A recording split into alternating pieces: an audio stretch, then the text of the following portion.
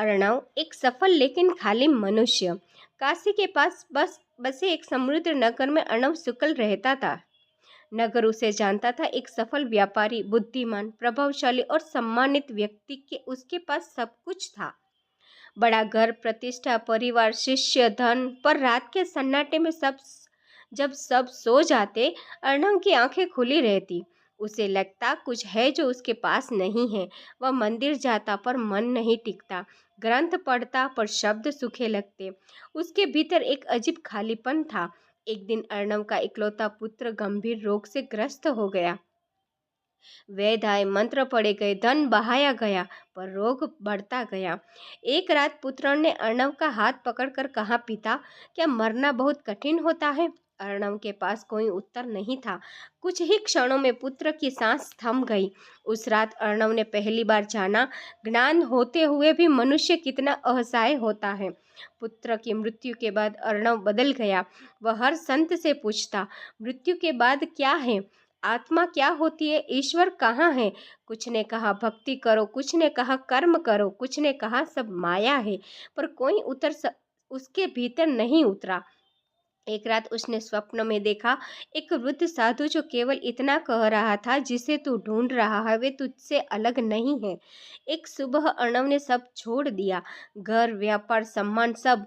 लोगों ने कहा पुत्र शोक में पागल हो गया है, पर अर्णव जानता था वह पागल नहीं हुआ, वह जागने निकला है। वह गंगा के किनारे किनारे चलता हुआ वनों और आश्रमों की ओर निकल पड़ा। कई वर्ष बीत गए। अर्णव ने बड़े बड़े योगियों को देखा, वेदांती सुने, तपस्वियों के साथ रहा, पर हर जगह उसे शब्द मिले, अनुभव नहीं। एक दिन किसी ने कहा, दक्षिण के पर्वतों में एक मौन साधक रहते हैं, स्वामी निश्वलानंद। अर्णव वहां पहुंचा। स्वामी निश्वलानंद बोले, नहीं, वे केवल देखते थे। अर्णव ने पूछा, मैं कौन हूँ? गुरु चुप रहे। अर्णव को क्रोध आया, मैं वर्षों से भटक रहा हूँ। गुरु ने पास पड़ी जल से भरी कटोरी को जमीन पर उलट दिया। पानी फैल गया। गुरु ने धीरे से कहा, पहले यह खाली हो, फिर भरने की बात होगी। अर्णव समझ गया, उसका मन भरा हुआ था, अहंकार से, ज्ञान से, दुख से। अर्णव ने गुरु के आश्रम में रहकर सेवा शुरू की। लकड़ी काटना, पानी भरना, मौन रखना। रातें कठिन थी, यादें आती पुत्र की, घर की, पुराने जीवन की। कई बार वह रोया, कई बार भाग जाना चाहा। गुरु बस कहते, जो टूटता है वही प्रकाश को स्थान देता है।